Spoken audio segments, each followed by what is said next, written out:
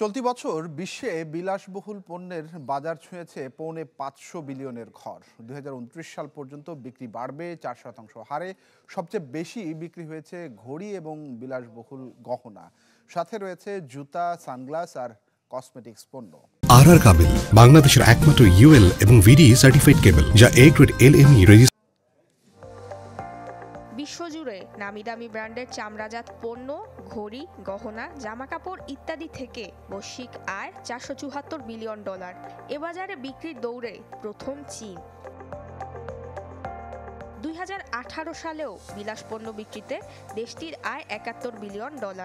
6 বছরের ব্যবধানে যা পৌঁছেছে 102 বিলিয়নে। 4% হারে বিক্রি বেড়ে 2029-এ যা পৌঁছাবে 145 বিলিয়নে। চীনের পরেই রয়েছে যুক্তরাষ্ট্র। 2018 সালে $76 বিলিয়ন আয় নিয়ে চীনের সামনে থাকলেও 2024-এ যুক্তরাষ্ট্রের আয় 96 বিলিয়ন, আর 28 বিলিয়ন আয় নিয়ে জাপান আছে তৃতীয় অবস্থানে। সবচেয়ে বেশি আয় এসেছে ঘড়ি এবং গহনায়। 2024-এ পণ্যগুলো বিক্রি করে আয় 157 বিলিয়নের বেশি। স্ট্যাটিস্টা বলছে 2029 সাল নাগাদ যা 201 বিলিয়নে পৌঁছবে। $145 বিলিয়ন আয় এসেছে বিলাসবহুল জামাকাপড় এবং জুতায়।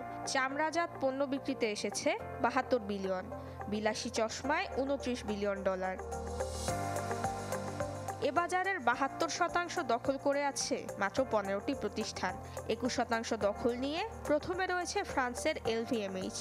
6% দখল নিয়ে যৌথভাবে দ্বিতীয় ফরাসি কেরিং গ্রুপ ও সুইস প্রতিষ্ঠান রিচমন্ড। নুসরাত মৌমি, চ্যানেল 24।